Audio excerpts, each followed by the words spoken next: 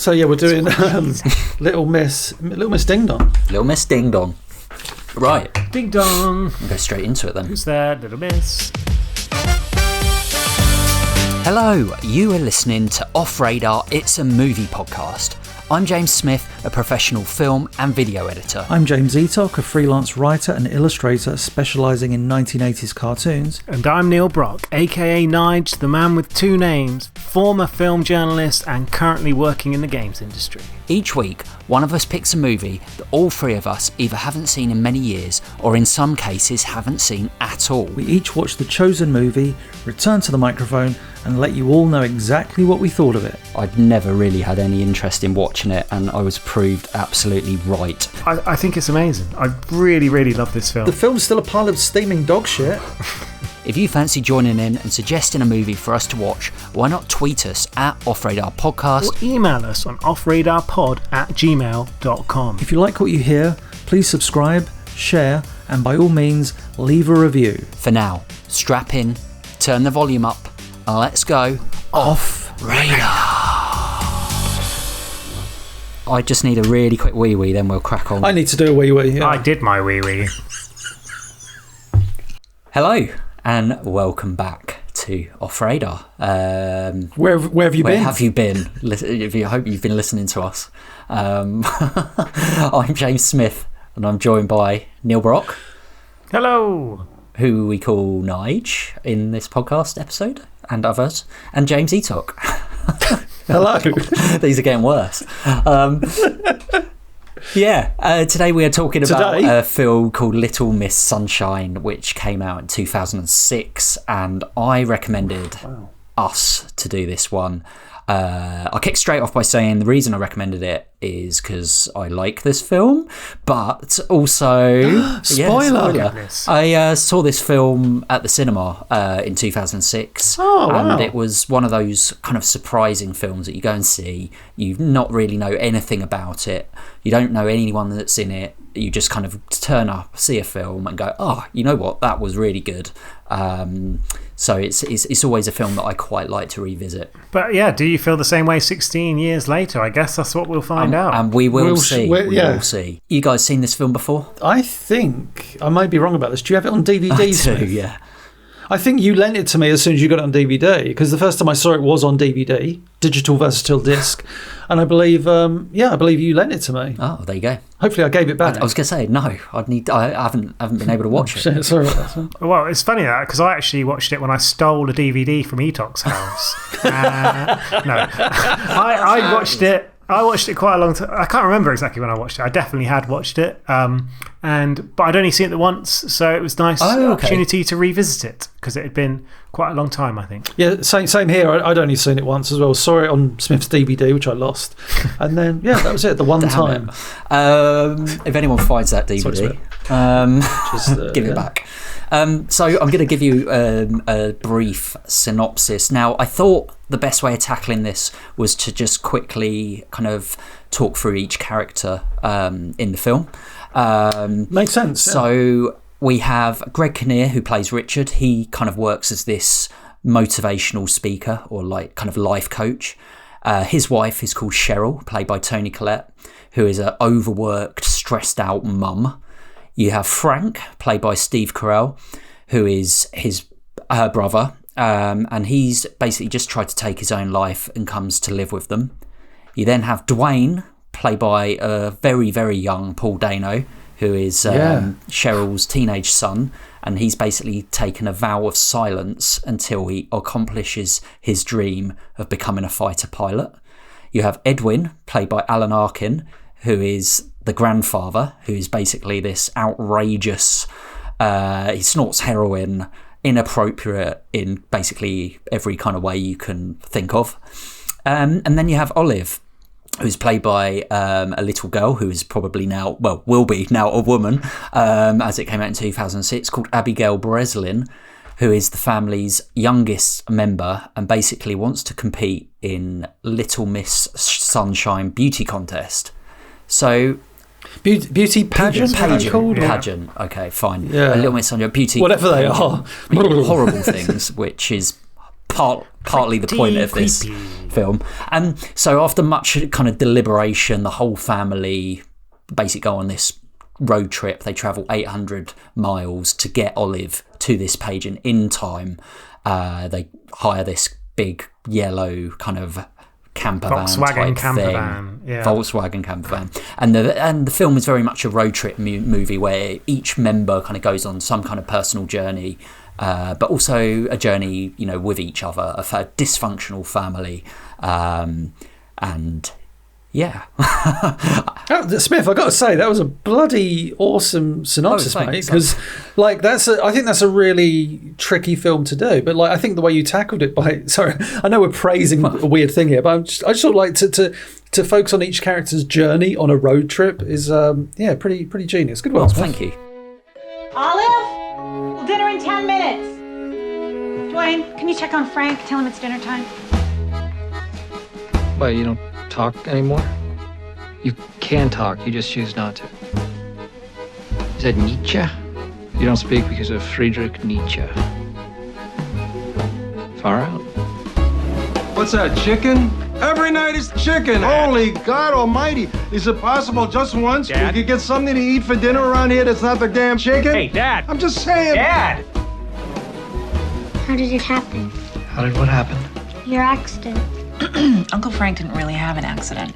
He tried to kill himself. Why? I wanted to kill myself Don't listen to him. because Richard. I was He's sick. very He's unhappy. a sick man. He's a sick in his head man. Richard. I don't think it's an appropriate conversation for a 7-year-old. Well, she's gonna find out anyway. The first shot of the film is a shot of Olive in her massive glasses, and then which I thought was really sweet. But the opening montage is probably 3 or 4 minutes long, and we get to meet all of these characters very, very quickly.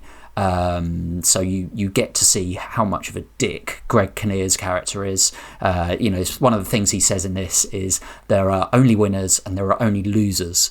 Inside each and every one of you, at the very core of your being, is a winner waiting to be awakened and unleashed upon the world. With my 9-step Refuse to Lose program, you now have the necessary tools and the insights and the know-how to put your losing habits behind you and to go out and make your dreams come true. So some of the dialogue that comes out of his mouth is amazing in this, as in amazingly awful. It is, isn't it? Like, there's a scene where they're having ice cream and he says something like, Oh, yeah, he's like, oh, yeah, basically you're going to get fat, little girl, is basically what he's trying to say to her, which is very lovely. He's not the greatest dad, is he? He's just a bit of a dick. I think that is the point of this film, isn't it? That basically every character has their own, The journey thing is a beautiful summary, Smith. It's you get introduced to these characters, and it's a dysfunctional family, but there's an underlying love throughout. But I think a lot of that comes from little Olive because she's so innocent to everything. So you almost see the world through her eyes. The play on Little Miss Sunshine. Of course. Like, she is the sunshine in their lives, as it were. Like, the grandfather adores her. The Paul Dano's character adores her.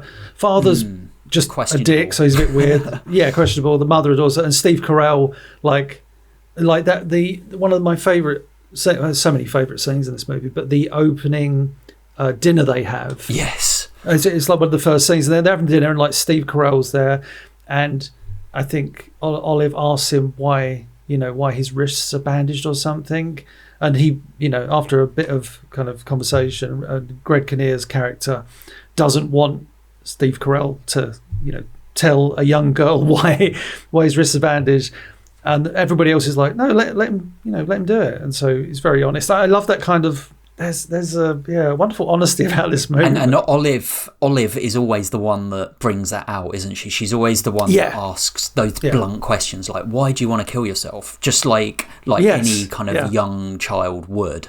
And Steve Carell, he's obviously been really struggling, his character Frank. He loves that. He loves that honesty about her, whereas, a lot of the other people in his life are bullshitters, or so he sees it. Why did you want to kill yourself? No. Do you Don't answer the question, Frank. Richard. Don't answer it. Richard. He's not going to answer the question, Frank. I wanted to kill Don't listen myself to him. because Richard. I was He's sick. very He's unhappy. a sick man. He's a sick in his head man. Richard. But I'm sorry. I don't think it's an appropriate conversation for a 7-year-old. Well, she's going to find out anyway. Oh, okay. Go on, Frank. Why were you unhappy? Well, there were a lot of reasons. Mainly, though, I fell in love with someone who didn't love me back. Who? One of my grad students. I was very much in love with him. Him? It was a boy? And you fell in love with the boy? Yes, I did. Very much so. That's silly. You're right. It was silly. It was very, very silly. There's another word for it. Well, like Toni Collette, who plays his sister, she kind of is, being very, soft and gentle, wrapping him up in cotton wool. Yeah, but like, this is your room, but you have to leave the door and open. You and have be to sleeping sleep with Dwayne, Paul Dano. in in the the same room. in the same room. But yeah, it's. Sorry, it made me laugh. Sorry. I mean, I think all of the performances are excellent in this. So Steve Carell is an actor who, I think, I might have said this before, but maybe not. We've not really talked about Steve Carell. I think he's a really underrated actor because, we know him for his comedy, but when he steps up and does films like this or Beautiful Boy or the wrestling one, he can bloody act and he can act really well. And in this, he's amazing. Quite downplayed at times. His face is a little bit expressionless, which is very weird when you compare it to him in The Office or Ron Burgundy, where it's like over accentuated. But I think that also requires a level of, obviously, talent to be able to convey such sadness. And that's what he does so beautifully in this film, and you really feel for his character. And there are moments of obviously levity with his character throughout, like when he goes into the gas station and picks up because the grandpa says, pick me up some like porno mags. So he goes into the gas station, he picks up all these porno, he goes and get one for yourself. And so, but he picks up all these basically straight porno mags and turns around at the gas station. There's the young guy that he was in love with, who was his student. He's in the gas station with him, and he turns around at one, but they're having a conversation. It's all very, very polite, but you can sense how utterly broken Steve Carell's character is. He hinds his arms and his wrists behind his back the entire time as well, because obviously, again, he doesn't want to know. He doesn't want him to know what's happened. Like a really kind of sad part of this character's journey is when Steve Carell looks out and sees, the student get in the car with the very guy that, the number 2 expert on Proust, who now is the number 1, and they kind of drive off, and you get the sense that that's the life that he wanted, clearly. And their life is in a convertible. They're all happy and lovely. And he's got a pusher van. That's the other thing we should say is this van is kind of the clutch has gone or whatever. So every time they need to go, they have to push it to get it into gear. I just want everyone here to know that I am the preeminent true scholar in the United States. Come on, honey. I'm putting it in gear. Go, honey. Come on, run. Come on. Cheryl, let's go. One thing I really like about his character, and I don't know if it's, I'm sure it's been analysed by film experts and stuff, but I love the fact that he's all in white. Yeah. There's something kind of ethereal about it, like someone who's tried to take their own life, and luckily for us as an audience failed, and so he's on this like. I love you summed it up beautifully in your synopsis, Smith. But like he's on this journey as every character is, which is a great contrast to Paul Dano, who is this moody teenager who is dark hair down over his face. Their characters shouldn't, on paper, get along because but actually in some way they form this real kind of bond quite early on, really. Like there's this underlying bond between these two because they kind of like they don't want to be there either. They really don't want to go on this trip. I think they understand one another as well. Like Paul Dano, you get the impression that I don't think he's that far away from being Steve Carell's character. And I think Steve Carell sees a lot of himself in Paul Dano when they kind of look at one another. And so they have this, this unwritten kind of bond of utter sadness and depression, like you say. You say unwritten. The only way he's communicating is by writing on a pad, and he writes, "I hate everyone." He's like, "Oh, even your family." Right, he just underlines everyone. But yeah, I know what you're saying. Definitely, there is that bond. They just don't want to be in that crazy environment. Yeah, absolutely. And for the first, I don't know what, 45 minutes maybe, Paul Dano doesn't speak at all. I'd say longer. I'd say longer. Maybe longer. I'd say maybe an hour. 2/3, 3/4 of the film. 2/3 easily. Yeah. He doesn't speak easily. at all in this film. However, you feel like you know his character just as much as everyone else's. Not to kind of go down the I forgot territory, but if you said who's in this film, I would have remembered Kinnear, Alan Arkin, Steve Carell, Toni Collette. Couldn't remember the little girl, sorry, but I forgot Paul Dano was in this. Yeah, I did. So when he popped up, I was like, oh my God, I forgot he's in this. And I think, as we've said before, when he's in a movie, usually you're going to get something because he's, one of the great actors, of our time, as in, and definitely someone who's got so much more to give. Well, in this, obviously, he was playing a 15-year-old. I think he was 21 at the time, but it was still relatively early in his career. And you mentioned the little girl as well, who plays Abigail.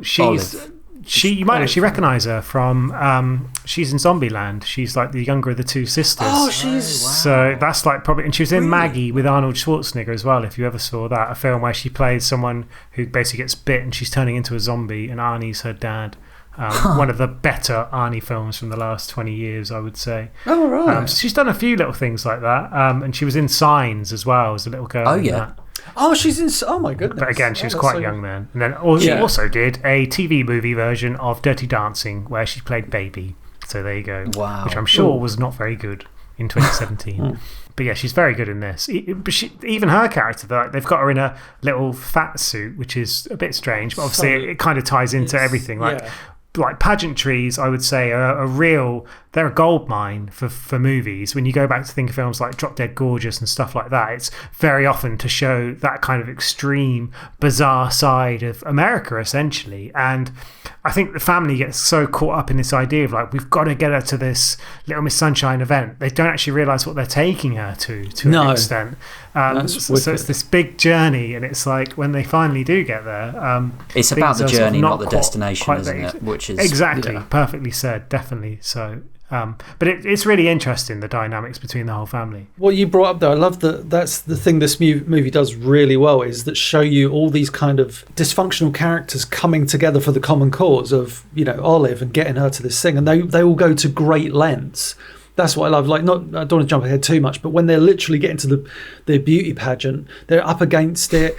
At this point, Greg Kinnear's character has reached the conclusion or a conclusion of his journey. Steve Carell, everyone's in a much better place, and they're really going for it to make sure they're working as a she team, makes aren't they? Yeah, and it's brilliant. And at this point, we'll get to that about what happens to Alan Arkin's character. I was going to say this is one of those films that I think right from the beginning, like right from the opening credits and into that opening dinner scene, as it were, you just it's I don't mean this in a negative way, but you just thought, it's this kind of movie. And, the direction, the kind of music, the way it's shot, it delivers on all those grounds of what the film you kind of want it to be. I want it to be this character piece. I want to see, I'm going to keep using the word journey since Smith put it in my brain now. But it is so much that. You get these characters all on these individual journeys but come together as a group for this common cause. And I suppose talking about the beauty pageant, the interesting thing about it is, and I don't know what your takes on it was, is they do obviously exploit how awful these things are. Yeah. But at the same time, do you think that some of that beauty pageant was like a legit, like Nige Trivia might know this, was that like a legit beauty pageant they said we're going to film and do around? Or no, but all the children that appear in it are actual people who have appeared in beauty pageants, and they all do their acts that they normally do in the American sort of circuit of beauty pageants. Like there's one girl who does like the most ridiculous like gymnastics, dancing and stuff like that. She has done that on a professional level, I suppose you would call it, for beauty pageants. So it's kind of strange, because it's almost like mocking it, but at the same time it's embracing what it is and kind of showing it for what it is. And obviously Olive's character buoyed by Alan Arkin's sort of training, takes it to an absolute extreme, which is one of that scene. I was pissing myself. It's very rare that a film actually makes me laugh out loud, especially when I'm sat there by myself. But I could not stop laughing for that scene. But yeah, you're absolutely right. It's a very sort of fine line between sort of satirically looking at it or mocking it, and obviously they had the buy-in of all these people to actually come and do it. I wonder if some of the parents who kind of stand up and walk out were actually like, oh my god, I can't believe they're doing this. I mean, like, not to be really, I'm going to sound really awful, but I bet some of those parents, even if the producer said, we're making this film, we're going to kind of highlight maybe the problems and expose the problems with this beauty pageant thing, but your daughter will be in a Hollywood film, they probably went, great, you can do whatever you want. So I love when Greg Kinnear's there in the crowd, like as we said, he's completed his journey to a degree, and he's all up for supporting his daughter, and there's that other dad in the audience. I don't think he's a dad. I think he's just some weirdo that goes to watch children. This is the thing I was going to ask as well. They don't actually say, do they? They don't actually say, "Is that your daughter?" He just takes his earplugs in and he says something like, "But he says, have like, you not is this been your before?" first or something. One? Yeah. I think been he's before, just a weird guy that goes to a lot of things because he's the one who loves Olive's performance more than anyone else, and it has sexual connotations. Let's not skirt. Of course, but he's got earplugs in, so.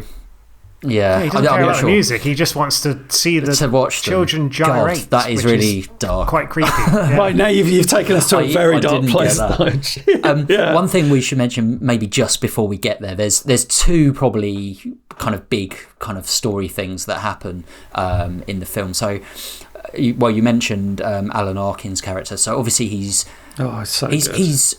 straight from the off. Booted out of like an old fogey. That's why he's living with them. He's heroin. Too extreme. He was doing heroin. He was shagging everyone in there. He was just like, I'm going to die soon, so I'm going to do everything in my power to enjoy the rest of my sort of life. And what he's got left. And I mean, straight from the off in this film, You said about that dinner table scene. You sit around at the dinner table and he swears in front of Olive like almost immediately and says something. Oh, that's like his first line. He's like, "Fucking chicken again." Yeah. And Greg Kinnear is obviously incredibly shocked, and the mother. And anyway, but he's trained Olive. He has this real bond with Olive, and despite being this kind of almost maniac grandfather, his heart is really in the right place with her. But he does get to the point because of all of this where he dies in the film. And I think one of the very clever things that this film does is quite often there's very big topics that are distressing or sad moments. But at the end of these moments, it's the same breath with comedy. Which is really hard to do, but when it's done well, Ricky Gervais does it very well with things, I think. Great. And I think in this film they get that balance just right as well, because there's moments. So when he just dies, they're all sitting in the waiting room, and there's just a moment of silence in the film. No one talks, and it's brilliant. It's like it's a big wide shot, and Greg Kinnear is actually upset. He was. That was too much. He probably just fell asleep and never woke up. I'll have someone come talk to you about handling the remains.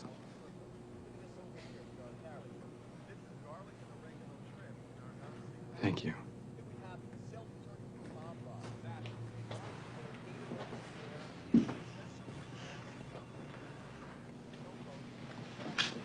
Linda! Someone to sort out the forms. All of a sudden it breaks that tragedy with comedy, and obviously after that they're like, well, we've still got to go to this bloody show. What are we going to do? So they decide to, obviously take Grandpa with them because it's going to be too much of a chore to get steal the body.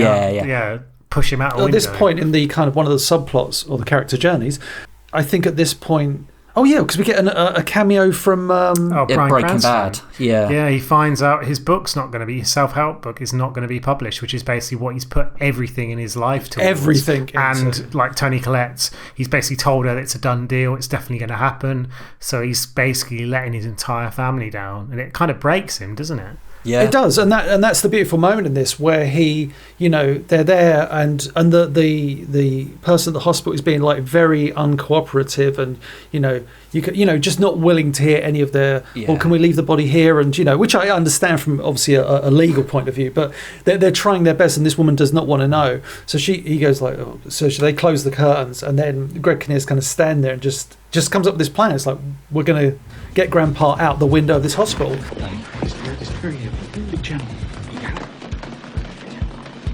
Trying to get him through the window, and I think it's, if I remember right, you have Paul Dano and Steve Carell outside trying to hold the body. They're like, yep, and they're trying to push him out the window, and everybody's trying to, and then they just carry him through the car park.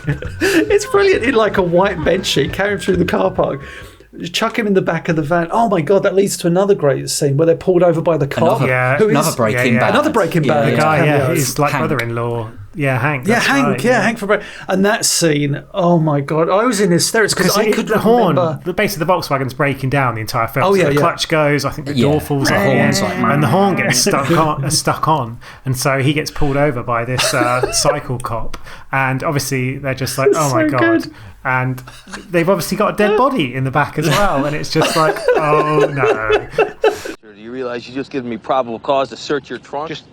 Sir, put your hands on the vehicle now. Now. And then when he looks for you think he's going to open the boot, and Greg Kinnear's almost like he's looking away because he thinks he's going to find it. Don't open that kind of thing. Then, he's like, well, of course I'm going to open it now. I'm going to open it now. So he opens it. Comes back to Etox petrol station moment, and the porn drops on the floor, and then Hank, whatever I don't know his name. He's like, I love this. He's like, I love this kind of thing. Oh, I love this stuff. I love it. God bless you. God bless you. Don't worry, I'm not gonna bust you. Oh, thank you. How you doing? Cute family. It's nice. Thank you. This on the side, a little this, a little that. Yeah, oh, man. Sweetness. That is sweet. The cop just goes, he goes, sweet. And then Greg Kinnear goes, sweetness. But then, and you go from that moment of comedy to like, again, another really it's funny, but it's also heartbreaking in the movie when they're driving along and they just randomly do the colour test. Yeah, I think this is one of the best the moments in the film. It's so, oh my God, it's so hard. Well, yeah, so as I said, so Paul Dano's character obviously wants to be a fighter pilot, and Olive is kind of playfully messing about with a colour pattern kind of test, and he can't see one of the colours in the middle, so it becomes pretty clear pretty quickly that he's colourblind. Yeah, and Carell. It's the way Steve Carell's like, I think you might be colourblind, and then Paul Dano just suddenly he's kind of like, what does that mean? And he's like, that means you can't be a fighter pilot, and he can't speak, he can't express himself, so he's kind of exploding in the back. He's exploding internally, and he's like, and they're like, pull over, and then Greg Kinnear's character is like, and the horn's going, and he's like, what are you talking about? He's like totally oblivious because he's so obsessed with himself.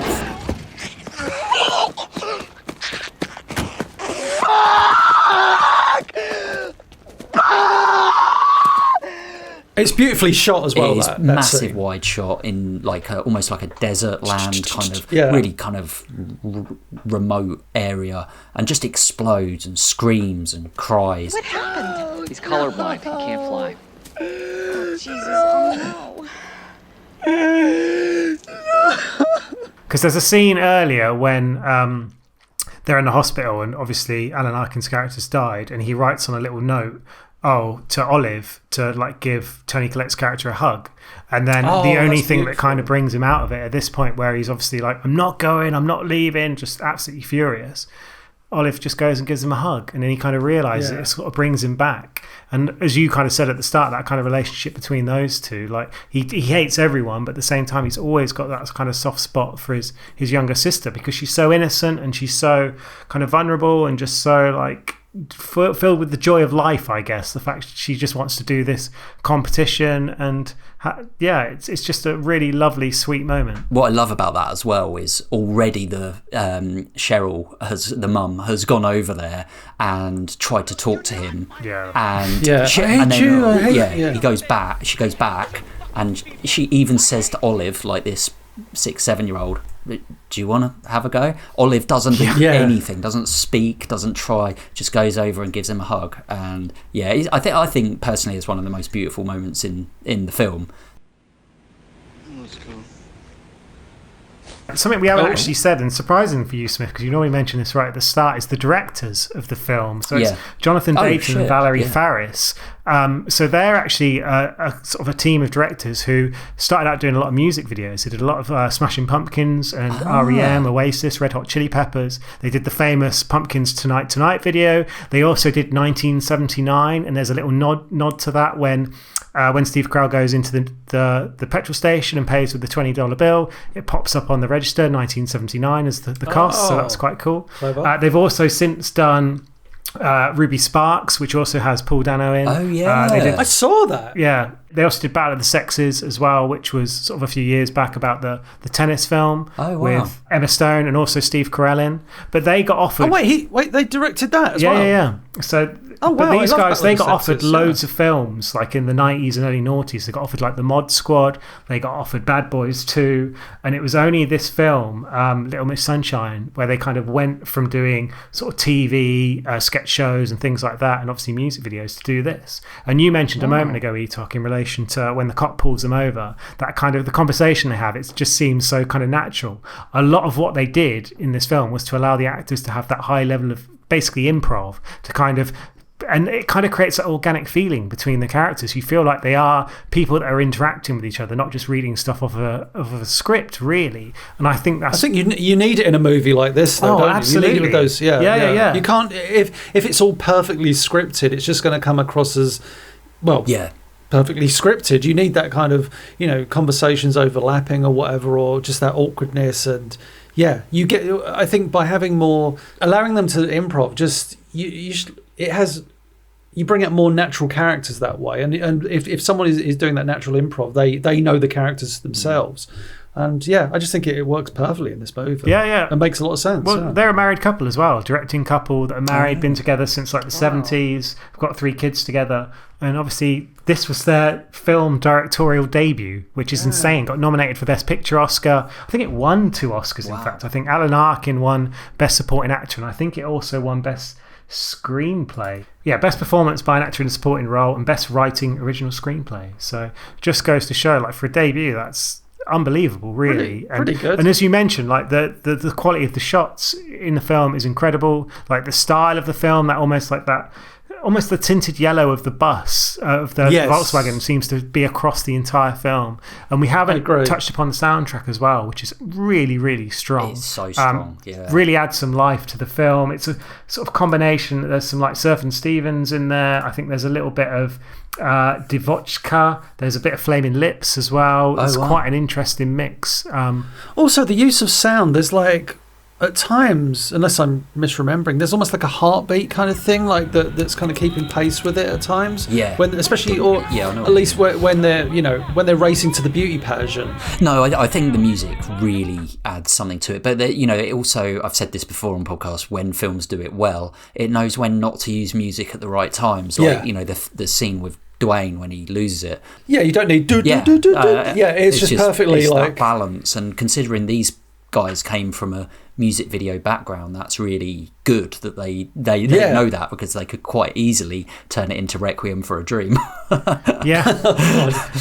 and we mentioned obviously like the script and the fact there's a lot of ad-lib and the sort of core of the story and the fact it won an Oscar. The writer of this went on to do the screenplays for Toy Story 3, Oblivion, that Tom Cruise film we were slagging off the other week, The Hunger Games, Catching Fire, Inside Out, so obviously the other Pixar film, and then Star Wars Episode 7, The Force Awakens. That is quite a weird mix, isn't it? And before he actually became like a full-time writer, he actually worked as Matthew Broderick's assistant.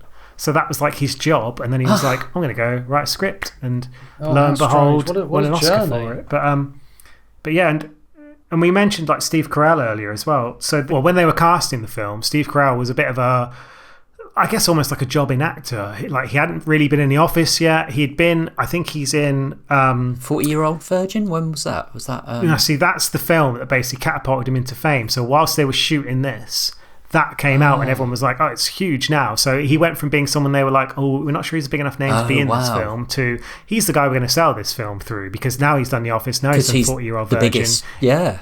Yeah, because I think he'd been like in Anchorman. Bruce Almighty? Even that was after. Yeah. Anchorman was before, but obviously his role's not that big. Yeah. It was kind of like a background comedy. But yeah, it was only the 40-Year-Old Virgin that made the difference. And when he won the Golden Globe, obviously for The Office as well, he suddenly became a huge name. So it could have been, there was a lot of different people again sort of considered for his role, but having watched the film sort of very recently, you can't think of anyone else who could really do it at all. And like even Greg Kinnear's role, and we've spoken how good he is in this, and Greg Kinnear is really good at playing slightly unlikable characters, I would say. I remember him being in As Good As It Gets with Jack Nicholson and Helen Hunt, and he does that perfectly. But they did offer the role to Thomas Hayden Church, who turned it down. And I could kind of see him doing the role if you think of his kind of like Sideways type character. Sideways, But it could have been quite interesting. But the biggest, I've sort of strayed into trivia stuff here. The biggest potential casting, Alan Arkin, we mentioned, he also won an Oscar. First choice for his role, Bill Murray. Wow. Second choice, Robin Williams. And oh, wow. And they obviously ended up with Mr. Somewhere Arkin, in the middle. Absolutely brilliant job. Well, that's actually, very much so. Wow. That's some good trivia. Before we go on to like ratings and stuff, I think the pageant bit we kind of talked about briefly, but I think we should come to that. So obviously they get there, and like you said, like driving through like a car park, and Greg Kinnear basically comes from being this utter dick to kind of going on probably the biggest journey out of all of them, to the fact that he is going to get Olive there no matter what.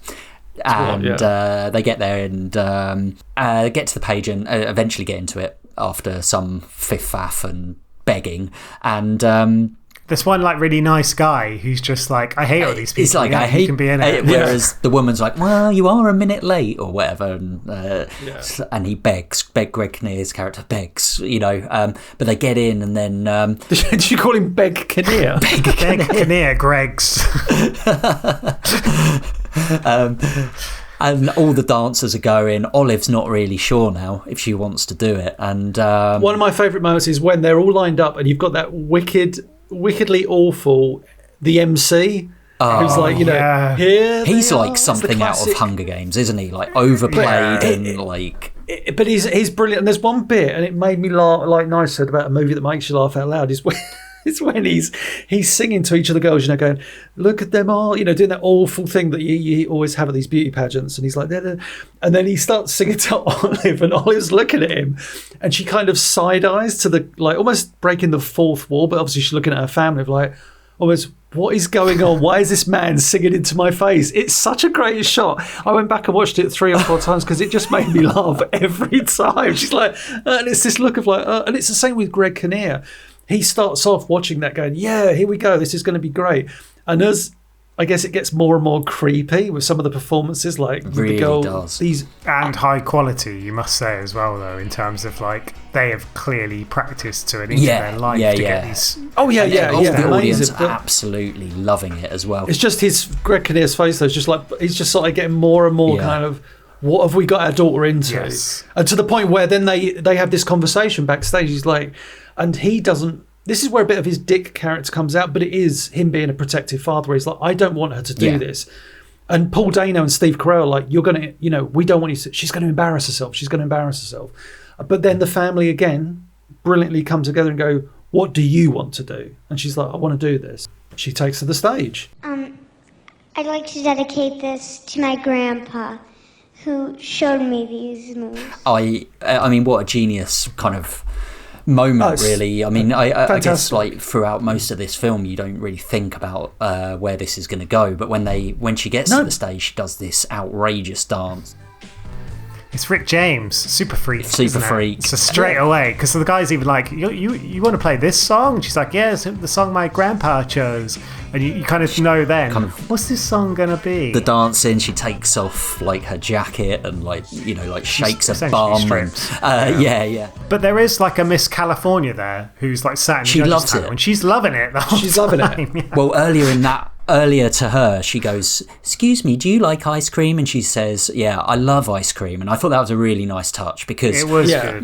The fact that Miss California has ice cream after all of this, and then it gives Olive the confidence to go onto stage to get to this moment. There is a moment basically where it's a car crash. But out of that car crash, this is where the moment where the family all rise and come together. And I think it's Greg Kinnear who does it first. Is it him who stands up first? I think he jumps and starts clapping. Stand up and clap. And then Steve Carell's character joins them, and they're kind of... the creepy guy's chasing Olive, and Olive is running around, and then Greg Kinnear's like, "Don't touch my daughter," and then they're like, "Fine, you get her off the stage," and he's like, "Okay," and then he's like, "No, I'm going to join in and start dancing." And they start dancing, and they all start dancing, and you've got to go and watch this. Well, go and watch the film, but go and watch this scene because it's so good. I love the way Steve Carell rockets himself onto stage and breaks into dance, and then Paul Dano and I think Cheryl, the Toni Collette's character, is in the audience just kind of like watching almost in disbelief as her family finally come together. And I guess the shame is that Grandpa never got to see this, but it's a beautiful. He coordinated it all. Yeah, well maybe there's one beautiful moment in that dance that I really love. It's when she's spinning around, and it's like it reminds you that this is a child on stage, and she's just having fun, and she's just spinning around, getting dizzy, and like laughing. And whereas obviously all these other girls are performing like adults, but she's just like a child spinning around, and it's so adorable. And you're like, this is kind of like one of the points of the movie. It's like she's got that childlike innocence around this wonderfully dysfunctional family, and she's brought them all together in this moment.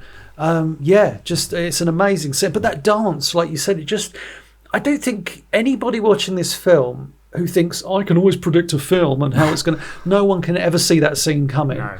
Because they beautifully don't play on it. You hear them say, at points, Grandpa, Alan Arkin's like, you know your moves. You go, I know them, and Grandpa's trying, and so when you see like the dance, you're just like, of course, because he's this kind of, very dysfunctional, as all the characters are, old man, who sees, who gives no fucks, and who sees women a certain way. Obviously, he doesn't see Olive like that, but he assumes that, that's the dance you're going to do to win this contest because everybody will love it, because that's the kind of thing I love. And so, it's just so funny.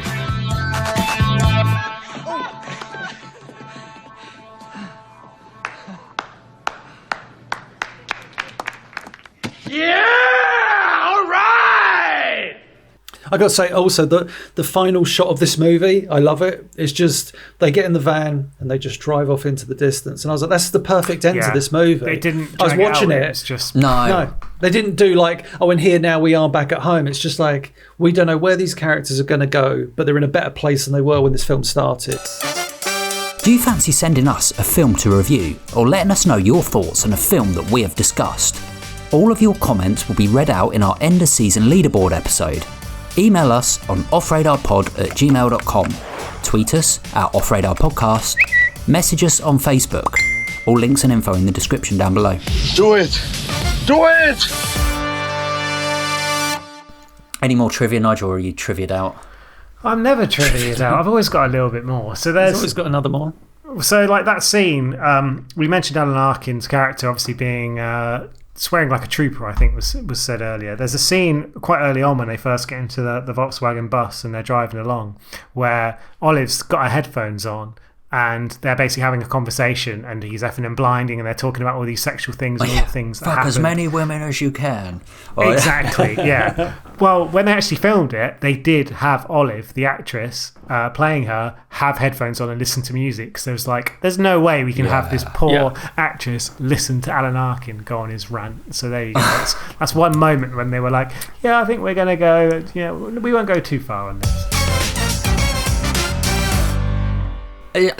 Shall I start us off as I picked this? Go for it. Yeah, sure.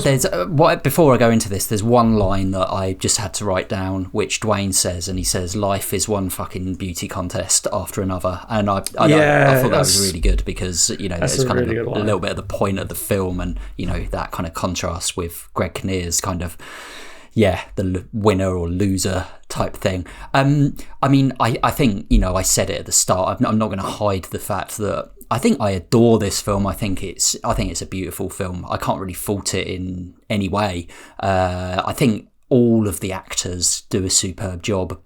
And the casting director and whoever brought these actors together to do that has done very well. But it's written perfectly. That balance of comedy and drama is brilliant, and that's a really hard line to get right, but I think it is really well right.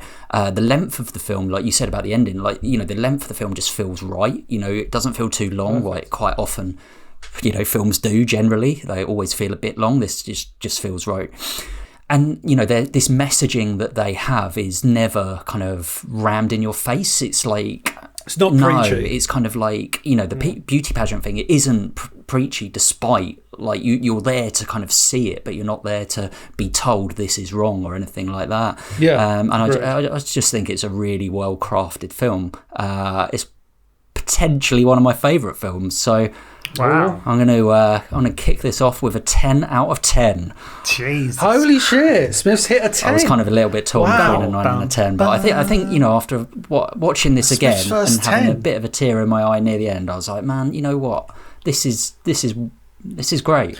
Well, the funny thing is, I could see that coming from you because, like I say, when I stole your DVD, I mean, when I borrowed your DVD, no, but in all seriousness, when you lent this to me all those years ago, you were very much like, you got to see this film, it's really good. And I think it was one of those films, we talked about the actors in it and stuff, but it really was, I think, the first film where I looked at Steve Carell and was like, oh, he can act. It was such a and you look at everybody in that film. We haven't talked much about Toni Collette. I was going to say, she's so good in this. Good. I mean, I love her, and I'd say 9/10 of what she does. She's got those kind of big eyes, very emotive. I love her in so much of what she does. Was it Muriel's Wedding? It was like her first film, like way back. Muriel's. Yeah, God, it was. Yeah, but yeah, the cast in this are fantastic. I'd say pretty much I'm with you, Smith. It's really, really hard to fault this movie. Visually it's fantastic. It's written incredibly well. It's got a great cast. I don't know where we are in the kind of modern cinema industry, but just like watching this movie, I thought I want to see more films like this again, where it's, little independent films or films that have so, they fulfill all this potential. But that's a story for another time. I'm going to give this probably a 9 out of 10. Oh, nice. Wow. Yeah, because I think it's amazing.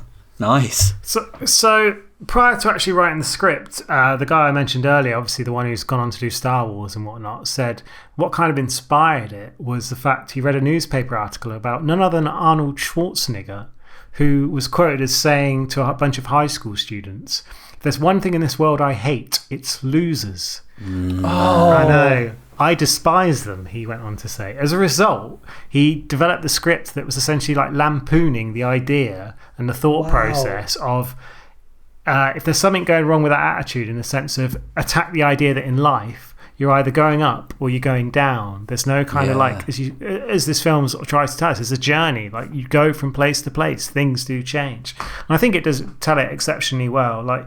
There's a feeling, I think, for some people that they might find this film maybe a little bit twee in that sort of category where it's a little bit too much sort of the style over the substance, but I'm not one of those people. I really enjoyed the film. I think the cast is spot on. I think the soundtrack's great. I think the running time is perfect. There's really funny bits, there's charming bits, there's heartfelt bits. And like you were saying, it's very little that you can sort of point at and say, well, they didn't quite get this bit right, or maybe this bit they should have thought about something else. It's pretty much close to being on the money. And I enjoyed watching it back a lot more than I expected to. And as I mentioned earlier, the scene when she starts doing her dance, I loved it. I just read a minute ago, actually, that it took her 2 weeks to rehearse that choreography. Wow. So I think it was worth every minute that she spent to do so. I'm not going to go quite as far as Smith, but I'm certainly in the same ballpark. The ballpark with E-Tark, and I'm going to give it 9 out of 10 as well. Oh, nice. So, Wow. What do you think? More importantly, get in touch and email us on offradarpod@gmail.com. Tweet us at offradarpodcast. Follow us on YouTube, which is in the description, along with our Facebook link. And give us some more films to watch, and maybe we can review one of your 10 out of 10s next time. We need your help. We are looking to grow Off Radar and release more and more high quality content. Please give us a review on Apple Podcasts or wherever you get your pod. And why not share with your friends and loved ones? Help me help you.